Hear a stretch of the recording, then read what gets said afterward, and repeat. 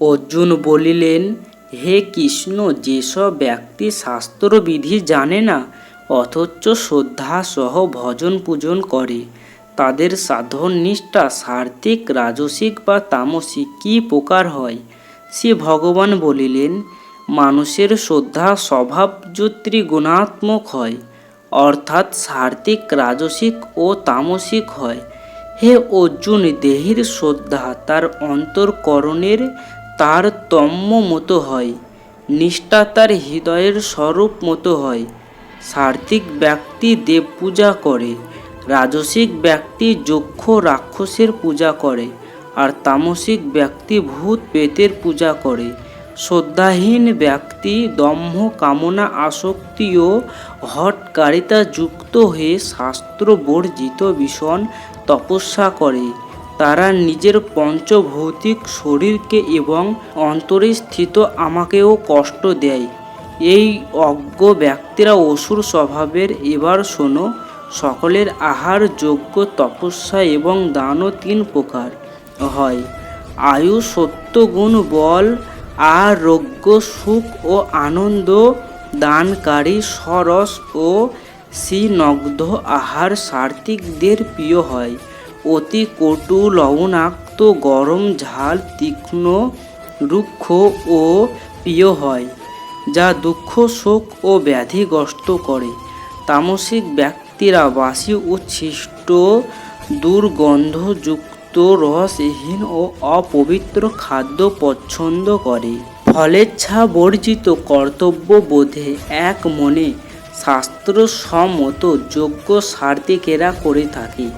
শাস্ত্রবিহীন, অন্নদান রহিত, মন্ত্র ও দক্ষিণাহীন, অশ্রদ্ধাসহ কৃত যজ্ঞ তামসিক ব্যক্তি করে থাকে। তপস্যা তিন প্রকার: সাত্ত্বিক, বাচিক ও মানসিক। দেবতা, ব্রাহ্মণ, গুরু ও জ্ঞানীজনের পূজা, সুচিতা, সরলতা, ব্রহ্মচর্য পালন, অহিংসা ইত্যাদি শারীরিক তপস্যা। অনুদেগ কর, সত্য, প্রিয় ও হিতকারী বচন, ধর্মগ্রন্থ পাঠ ও অভ্যাস, এগুলি বাচিক তপ। চিত্তপ্রসন্নতা, সৌম্যভাব, মৌনতা, আত্মসংযম ও চিত্তশুদ্ধতাকে মানসিক তপ বলে। পরম শ্রদ্ধা সহ ফলাকাঙ্ক্ষাহীন হয়ে কৃত এই ত্রিবিধ তপকে সাত্ত্বিক তপস্যা বলা হয়। অপরের কাছে প্রশংসা বা মান পাবার জন্য দম্ভ ও অহংকার সহ কৃত তপকে রাজসিক তপ বলা হয়। দুষ্টু বুদ্ধির বশে অপরের ক্ষতি করার জন্য অপরকে বা নিজেকে কষ্ট দিয়ে যে তপস্যা করা হয় তাকে তামসিক তপ বলা হয়। প্রত্যুত্তরের আশা না রেখে দেশ, কাল, পাত্র অনুসারে অনুপকারী ব্যক্তিকে কর্তব্য হিসাবে যে দান করা হয় তাকে সাত্ত্বিক দান বলে।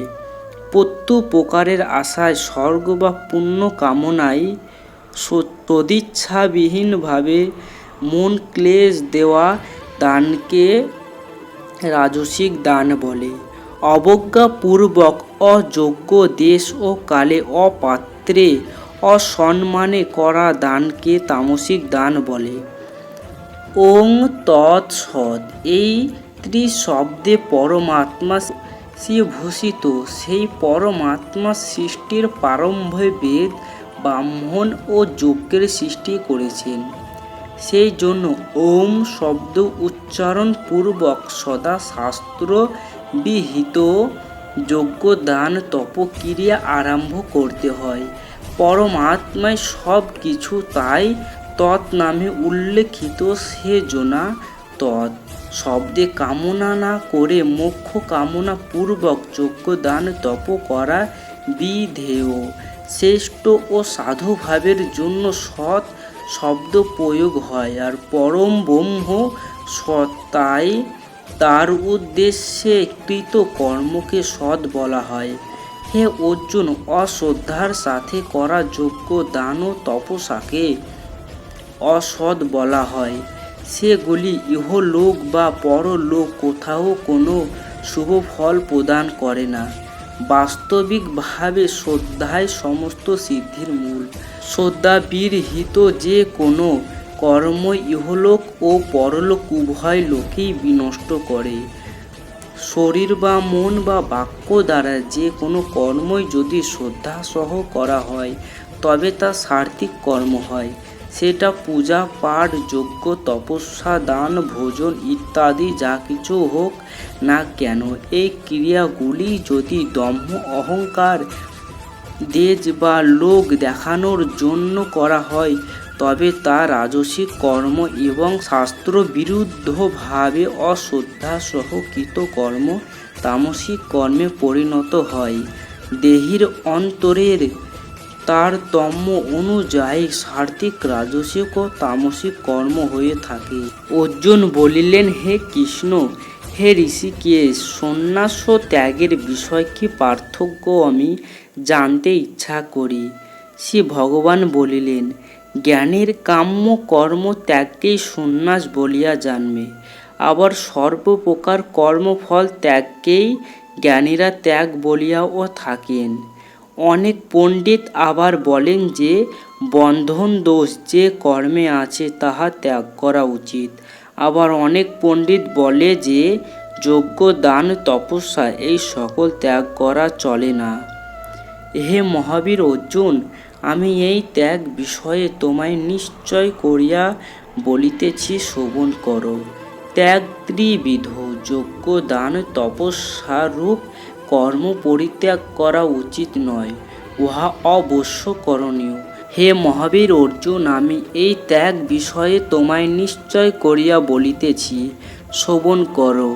ত্যাগ ত্রিবিধ, যজ্ঞ দান তপস্যারূপ কর্ম পরিত্যাগ করা উচিত নয়, উহা অবশ্য করণীয়, কারণ ইহা মনীষীদের পবিত্রতা আনয়নকারী হইয়া থাকে। হে অর্জুন, আসক্তি ও ফলের আশা ছাড়িয়া এই সকল কর্ম করা কর্তব্য, এই আমার উত্তম মত। নিত্য যে কর্ম করা হয় অর্থাৎ সন্ধ্যা গায়ত্রী ইত্যাদি, উহা ত্যাগ করা অনুচিত। মোহবশত যদি তাহা ত্যাগ করা হয় তবে তাহাকে তামসিক ত্যাগ কহে।